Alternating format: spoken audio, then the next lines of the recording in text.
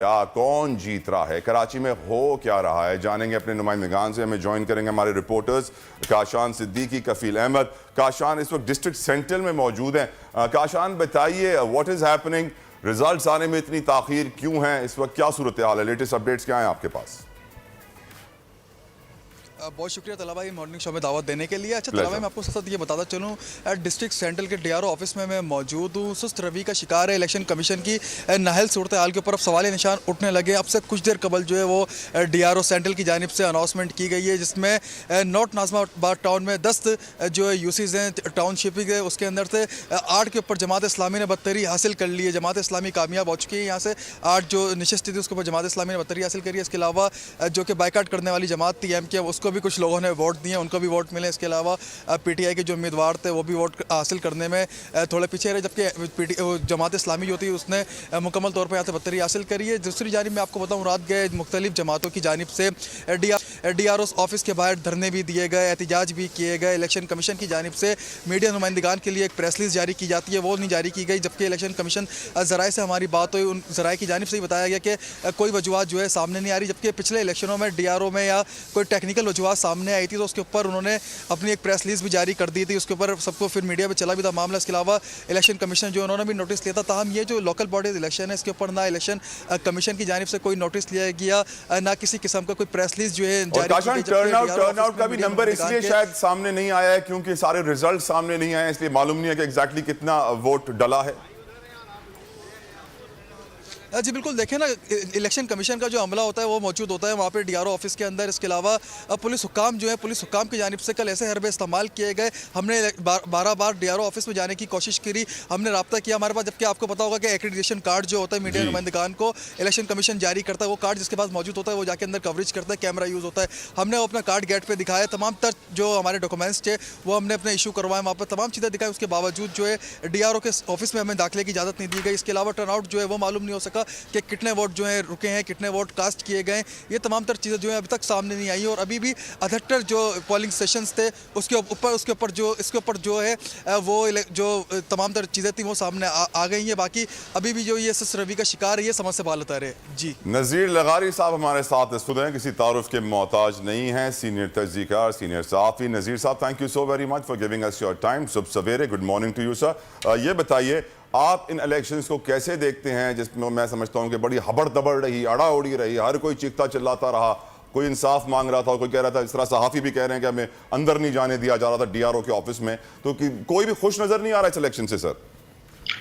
ये तो election commission जानता है कि इस्लामाबाद में इलेक्शन कैसे नहीं हो सकते और कराची में कैसे हो सकते हैं, और दोनों बातों पर इलेक्शन कमीशन का इसरार रहा है और उसने नतीजे भी इतला किए हैं। इलेक्शन कमीशन के बारे में पहले तो एक जमात जिसने जो इलेक्शन कमीशन को लाई थी वही उनके ऊपर एतराज़ कर रही थी, लेकिन अभी इलेक्शन कमीशन ने बहुत सी चीज़ें वाज़ेह हुई हैं कि जनाब उनकी ना हम खुद सुबह की नशरियात में मौजूद थे, ना बैलेट पेपर पहुँचे, ना बैलेट बॉक्स पहुँचे थे, ना अमला पहुँचा था।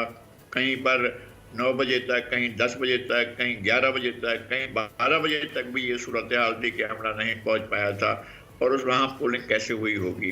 तो ये एक ऐसा अमल है जिसके ऊपर सवाल या निशान मौजूद है। और दूसरी बात यह है कि इलेक्शन हुआ है लेकिन इलेक्शन बनाया गया है और इलेक्शन रिजल्ट जो है वो क्या आता है, रिजल्ट भी बनाया जा रहा है, तो देखते हैं कि आगे रिजल्ट क्या आता है। कौन बना रहा है रिजल्ट लगारी साहब? जो बनाते हैं, जिनके हाथ में है, जो हमेशा बनाते रहते हैं, वो तय करते हैं कि किसको पॉपुलर होना है, किसको पॉपुलर नहीं होना है, किसको मैंडेट देना है, किसको मैंडेट नहीं देना है, किसको जितवा देना है, किसको जितवा नहीं देना है। तो ये एक बड़ा खेल होता है, इसमें बड़ा सर फिर तो जमहूरियत में लगारी साहब, जमहूरियत में जमहूर को बेवकूफ बनाया जा रहा है। मुनारकी आने दे, बादशाह ज्यादा बेहतर नहीं होगी हमारे लिए? कुछ भी करे लेकिन इस सिस्टम खराब नहीं है। सिस्टम जो हैंडलर हैं वो इसको ख़राब कर रहे हैं सिस्टम को, और उन्होंने हमेशा ही पाकिस्तान में जमहूरी अमल को और इंतखाबात के अमल को हमेशा ही मशकूक रखा और उसमें हमेशा अपनी जो है वो बालादस्ती बरकरार रखी है। कोई इलेक्शन ऐसा नहीं है जिसके इलेक्शन के अंदर ताकत के मराकज़ ने अपनी ताकत का भरपूर इस्तेमाल न किया हो।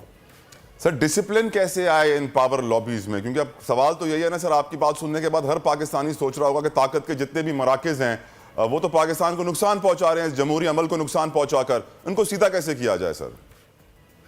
ये उनका अपने अंदर कोई विजडम पैदा होती है तो ऐसा होगा। पाकिस्तान के अवाम के अंदर इतनी जुर्रत, कुव्वत और ताकत होनी चाहिए कि पुरअमन रहकर अपना एहतजाज रिकॉर्ड करवाएं और कहें कि हमें बनाए हुए रिजल्ट नहीं चाहिए, हमें इलेक्शन चाहिए। पाकिस्तान के अवाम को एक के बाद दूसरी ट्रक की बत्ती के पीछे लगाया जाता है और वो जो ट्रक की बत्ती के पीछे लगाते हैं, कभी कभी लगता है कि ये तो आसमान पर ले गए हैं इस बंदे को, कभी कभी लगता है जमीन पर पटक दिया गया है और कभी जो है वो उसको ऐसे ही छोड़ दिया जाता है। तो ये सारा प्रोसेस एक इंजीनियर्ड किस्म का प्रोसेस होता है और इससे पहले जो कुछ होता रहा फिर अच्छा सियासी जमातों ने भी अपने आप को फैसिलिटेट कर लिया है और उन्होंने भी तय कर लिया है कि जनाब खेल तो ऐसे होता है, लिहाजा खेल को ऐसे ही जारी रहना चाहिए, हमें कुछ हिस्सा मिल जाएगा तो मिल जाएगा, नहीं मिलेगा तो हम अगली बारी का इंतजार करेंगे। तो ये इस तरह से चल रहा होता है मामला। यकीनन रस्सा कशी का खेल है ये और यहाँ पे अल्लाह रहम करे पाकिस्तान के लिए। हम नूरुल हक पे इस वक्त इदारा नूरुल हक पे इस वक्त हमारे नुमाइंदे लगारी साहब कफील अहमद मौजूद हैं, उनसे बात करेंगे। फिर I ask you this question on Jamaat Islami performance. Jamaat Islami की परफॉर्मेंस की बात करें तो हाफिज़ नईमुर रहमान साहब ने बड़ा कमाल उन्होंने अपनी कैंपेन चलाई है और हम जानते हैं कि जमात इस्लामी ने कराची को उसका हक दिलवाने के लिए बड़ी आवाज़ उठाई है और हमेशा उठाती रही है। इससे पहले मैं कफील के पास जाऊँ, लगारी साहब क्या आप समझते हैं कि हाफिज़ साहब ने बड़ी कामयाबी समेटी है, चाहे वो इलेक्शन जीते या हारें, कैंपेन बड़ी सॉलिड थी उनकी सर? एक तो कंपेन उन्होंने ऑर्गेनाइज की और मॉडर्न जो है वो कंपेन की उन्होंने और तमाम ज़राए को इस्तेमाल किया। उन्होंने मीडिया के ज़राए को भी इस्तेमाल किया, डोर टू डोर वर्क किया और उन्होंने जलसे किए, रैलियां की और उसके साथ साथ उन्होंने कॉर्नर मीटिंग्स भी की हैं और बड़े भरपूर तरीके से किया है उन्होंने। और मेरा ख्याल है कि उसके बावजूद मैंडेट जो है स्पिल्ट होगा और किसी न किसी फरीक को, किसी न किसी प्लेयर को, हाफिज साहब को भी साथ लेना पड़ेगा।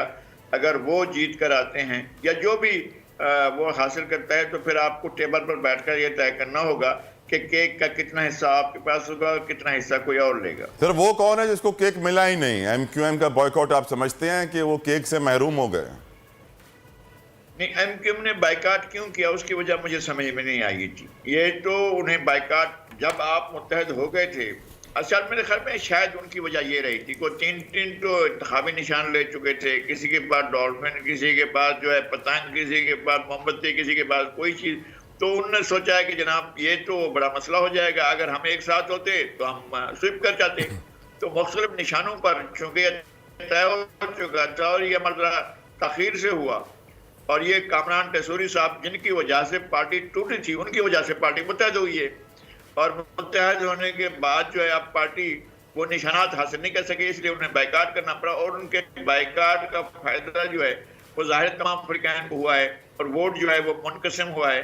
और अब इस तरह से नतायज बनेंगे कि सही तौर पर सूरत हाल सामने नहीं आएगी कि कौन जीत रहे हैं और कौन हार रहे हैं। तो मेरा ख्याल है कि अभी हमें देखना ये होगा कि स्वीपिंग मेजॉरिटी शायद कोई ना ले सके तो किसी ना किसी का सहारा लेना पड़ेगा। अल्लाह रहम करे सर, अल्लाह पाकिस्तान पर रहम करे। कफील अहमद मौजूद हैं जमात इस्लामी क्वार्टर्स इदारा नूरुल हक पे। कफील बताइए क्या समाए वहाँ पर, क्या सूरत हाल है, रिजल्ट्स के ऊपर क्या तशवीश है और क्या जश्न की तैयारियाँ भी की जा रही हैं?